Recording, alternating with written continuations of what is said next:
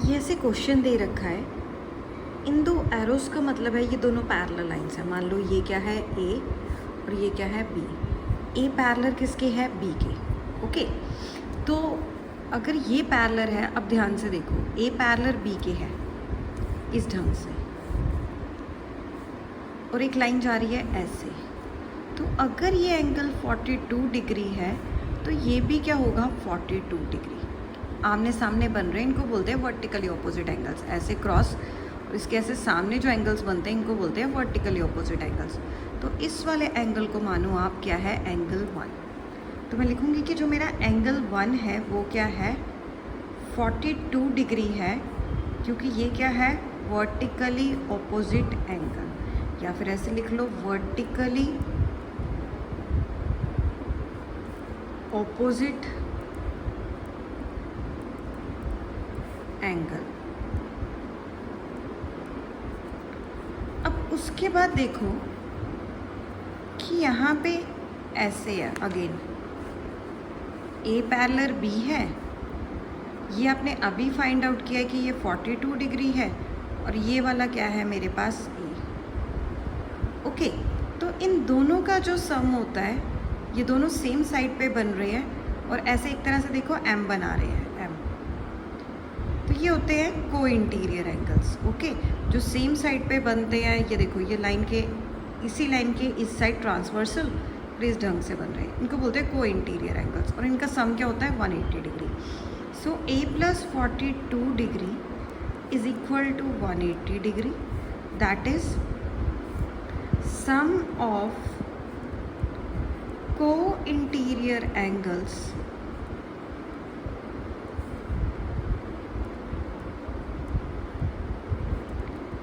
Is 180 degree. इनका sum क्या होता है 180 डिग्री। तो मेरे पास क्या है a plus 42 is equal to 180 degree है। यहाँ पे ये प्लस के है, वहाँ जाके क्या हो जाएंगे माइनस के, तो ये क्या आएगा 180 माइनस ऑफ 42 डिग्री। 10 में से 2 गए 8, 7 में से 4 गए 3, 138 डिग्री। ओके, तो ये हो गया क्वेश्चन नंबर 1 या फिर सेकंड का फर्स्ट पार्ट। अब है ये वाला क्वेश्चन, इसमें क्या है एक एरो ये है एक एरो ये है, मतलब अगर आपको ऐसे दो लाइंस दी हो, उनमें ऐसे एरो बनाई गई हो, मतलब ये पैरेलल है, मतलब मान लो ए और बी, ये क्या है ए पैरेलल क्या है बी, जिसको मान लो आप सी डी, ये दो लगाई हुई है, मतलब ये दूसरी ये दो आपस में पैरेलल है। ये एरो इसके साथ मैच है, मतलब ये दो पैरेलल हैं, ये एरो इसके साथ मैच है, मतलब ये दो पैरेलल है। ठीक है, ए पैरेलल बी है एंड सी पैरेलल क्या है डी, ये दे रखा है। अब इस डायग्राम में जाओ, इसको मानो आप एंगल 1। ठीक है, अब देखो दो लाइंस पैरेलल हैं, ऐसे कट रही हैं, तो अगर लाइन के ऊपर बन रहा है, यहाँ पे भी लाइन के ऊपर बनेगा, इसको बोलते हैं कॉरस्पॉन्डिंग एंगल, सेम साइड पे बनेंगे। ओके, तो उसको बोलते हैं। तो मेरे पास क्या है गिवन, ए पैरेलल क्या है बी और डी क्या है ट्रांसवर्सल, उसको काट रही है, उसको बोलते हैं एंड डी इज ट्रांसवर्सल।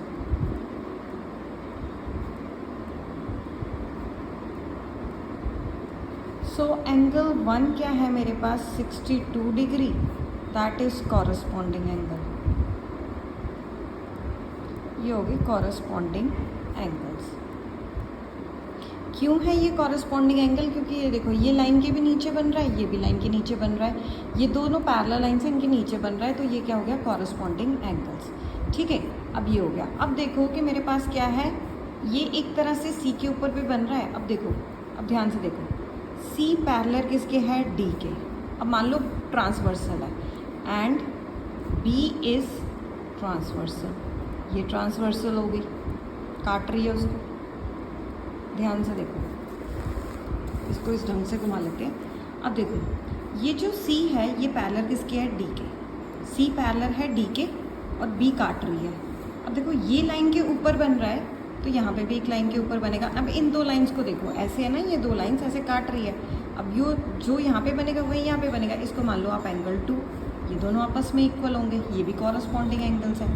तो ये क्या होगा कि अब एंगल 1 किसके इक्वल होगा एंगल 2 के, क्योंकि ये भी क्या है कॉरस्पॉन्डिंग एंगल्स।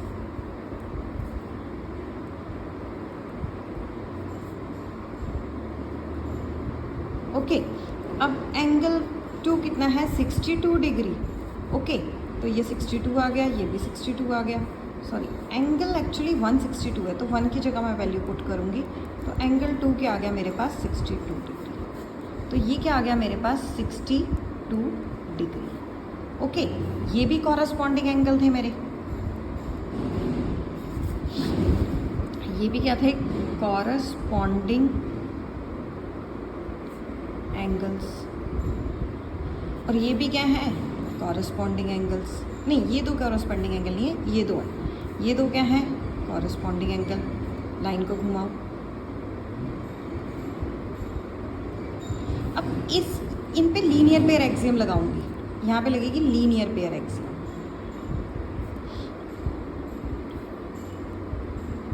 ओके, ये आपको कंफ्यूज हो तो ऐसे देख लो, ये पैरेलल है ए और बी के, तो यहाँ पे अगर 62 है तो यहाँ पे भी क्या होगा 62 कॉरस्पॉन्डिंग एंगल्स। उसी तरह मेरे पास सी पैरेलल है डी के, ऐसे काट रहा है, तो अगर एंगल 1 है तो ये एंगल 2 के इक्वल होगा, ये आपस में इक्वल होंगे। अब ये दोनों पे लगेगा linear pair axiom, that is a plus angle 2 is equal to 180 degree. ये क्या है लीनियर पेयर एक्सियम, मतलब कोई भी स्ट्रेट लाइन पर अगर ऐसे कोई एंगल निकल रहे हैं, जैसे ये निकल रहा था, यहाँ पे ए था और यहाँ पे 2 था, तो स्ट्रेट लाइन तो होती है 180 डिग्री। ओके, तो इन दोनों का एंगल्स का सम क्या होगा 180। एंगल 2 आपने अभी निकाला है 62 डिग्री, तो वैल्यू पुट कर लो। ए कितना आएगा 180 में से आप 62 माइनस करो तो कितना आ रहा है, 10 में से 2 गए 8, 7 में से 6 गए 1, 118 डिग्री, तो ये आ गया। तो याद रखना इसमें दो प्रॉपर्टीज़ कॉरस्पॉन्डिंग एंगल्स की हैं और एक क्या है लीनियर पेयर एक्सियम है। कंफ्यूज नहीं होना, ध्यान से डायग्राम को समझ के करो। ये वाला क्वेश्चन लगता कॉम्प्लिकेटेड है बट है नहीं। क्या करोगे आप इसको, मान लो ये क्या है ए, ये क्या है बी और ये क्या है सी। अब देखो, एक तो पहले ये 3 लाइन्स हैं ए बी सी जो एक दूसरे की क्या है पैरेलल, और इसको काट रही है ये वाली, इसको मान लो आप डी। ओके, ये होगी डी। सिमिलरली क्या है, एक लाइन क्या है मेरे पास ए बी, ये वाली जो है ए बी, इसको काट रही है ये, इसको मान लो आप क्या है ये ई, इसको मान लो आप ई। ओके, तो ऐसे भी काट रही है ई, जो हाफ काट रही है थोड़ा सा, तो समझ के करना होगा, कॉम्प्लिकेटेड सा नहीं है ये। अगर हम इन दो को कंसीडर करें ए और बी को, ओके, ए और बी को कंसीडर करो सिर्फ, हम लिखेंगे A parallel to B and E is transversal. E क्या है ट्रांसवर्सल, काट रही है मतलब वो उसको, तो ऐसे लिखते हैं ट्रांसवर्सल, जो कट करती है उसको लिखते हैं। तो ऐसे है मेरे पास ए और बी क्या है पैरेलल, और ऐसे जा रही है मेरी ई, ऐसे ई काट रही है। तो अगर ये 110 है तो ये पूरा भी क्या होगा 110 कॉरस्पॉन्डिंग एंगल, मतलब ये 110 है तो यहाँ से यहाँ तक क्या होगा पूरा 110 कॉरस्पॉन्डिंग एंगल। देखो ये पैरेलल लाइन है, ये पैरेलल लाइन है, ये काट रही है, तो ये पूरा होगा। अभी इस पिज़्ज़ा को मत देखो अंदर को, यहाँ से समझो, या फिर इधर देखो, ऐसे होता है दो पैरेलल लाइंस जो काट रही है, तो जो कट कर रही है लाइन, वहाँ से दूसरी लाइन तक का जो डिस्टेंस होता है, जैसे ये काट रही है यहाँ से दूसरी लाइन तक का जो डिस्टेंस है ये वाला, तो जैसे ए है इसको कट कर रहे हैं यहाँ से, तो यहाँ से यहाँ तक आ गया 110, यहाँ से यहाँ तक क्या आ गया दिस वन। ओके, तो इस लाइन से, ये ट्रांसवर्सल है, इस लाइन से इस लाइन तक, इसको अभी मैंने कंसीडर नहीं किया, ये होगा 110, ये है कॉरस्पॉन्डिंग एंगल, इसको आप मान लो एंगल 1। ओके, तो मैं लिखूँगी 110 is equal to 35 plus of angle 1। ये क्या है कॉरस्पॉन्डिंग एंगल्स, कॉरस्पॉन्डिंग। ओके, क्योंकि ये भी 110 है, ये भी 110 है, तो मान लो ये 110 है, बट यहाँ पे इसका थोड़ा हाफ हो रखा है 35। ओके, होगा तो ये 110 नहीं, बट आगे इसका डिवाइड हो गया 35। देखो, डोंट कंफ्यूज, ये अगर 110 है तो ये भी क्या होगा 110, ये कॉरस्पॉन्डिंग एंगल्स हैं। अब इसका ये वाले 110 का थोड़ा हाफ हो रखा है, मतलब आपके मम्मा ने आपको केक कट करके दिया 110 डिग्री, उसमें से 35 आपने दे दिया अपने ब्रदर को, तो आपको कितना बचा? तो 110 में से 35 माइनस करो तभी आएगा। ओके, सो मेरे पास क्या है, आप 35 को इधर भेज दो, 110 में से माइनस करो 35 इज इक्वल टू एंगल 1। 10 में से 5 गेव 5, फिर 10 में से 3 गेव 7, 75 डिग्री। तो ये क्या आ गया मेरे पास, ये वाला जो एंगल था, ये पोर्शन, ये आधा, ये क्या आया 75 डिग्री। इसमें कंफ्यूज नहीं होना है, ओके, दिमाग से करना है आपने। तो ये वाला हो गया 75 डिग्री। उसके बाद ये देखो, अब आ जाओ इस वाली लाइन में, अब आ जाओ आगे। ऐसे क्या है मेरे पास, बी पैरेलल क्या है सी, और अब डी ट्रांसवर्सल है। अब इस वाले में आ जाओ, बी पैरेलल सी है और डी क्या है ट्रांसवर्सल। तो ये क्या हो जाएगा, बी पैरेलल किसके है, सी के, एंड डी क्या है ट्रांसवर्सल।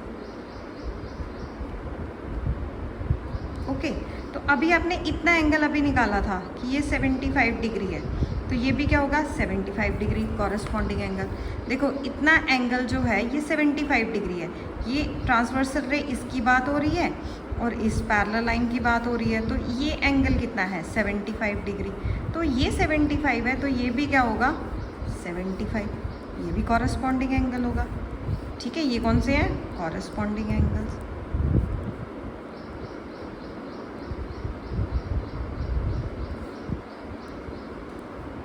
ओके, इसको मान लो आप एंगल 2, डायग्राम में मानना है, इससे बिना नहीं होगा।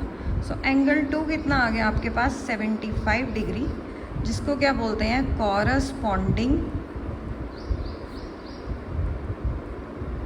एंगल्स। अब इसके बाद देखो, इसमें मैं लीनियर पेयर एक्सियम लगा सकती हूँ, इन दोनों का सम 180 डिग्री होगा, लीनियर पेयर एक्सियम। ओके, ऐसे है ना, ऐसे ये ए है, ये 75 है, तो अब लगा दो linear pair axiom. A plus 75 degree is equal to 180 degree. A अपनी जगह, ये वहाँ से माइनस गया, तो कितना आ गया 10 में से 5 गए 5, 7 में से 7 गए 0, 105 डिग्री। इसका एक और मेथड भी है, उसके साथ भी क्वेश्चन को, ये लगता कॉम्प्लिकेटेड है बट है नहीं। आप मान लो इस बड़ी लाइन को क्या है एल है, और इसको मान लो आप सी और डी। अच्छा, हमने पिछले सारे क्वेश्चंस में ए फाइंड आउट करने हुआ है, हमने ए पैरेलल बी ही कहा किया हुआ है। चलो अब देखो क्या करना है, मेरे पास एक लाइन क्या है एल, ऐसे, इसके ऐसे जा रहा है डी, ये चीज़ ऐसे है, ये स्क्वायर का मतलब क्या होता है कि एंगल क्या है 90 डिग्री। ओके, और ऐसे जा रहा है एक यहाँ से पोर्शन, इसको बोलते हैं 67 डिग्री, और आपने क्या फाइंड आउट करना है, ये वाला एंगल। ओके, तो आ जाओ इन गिवन फिगर,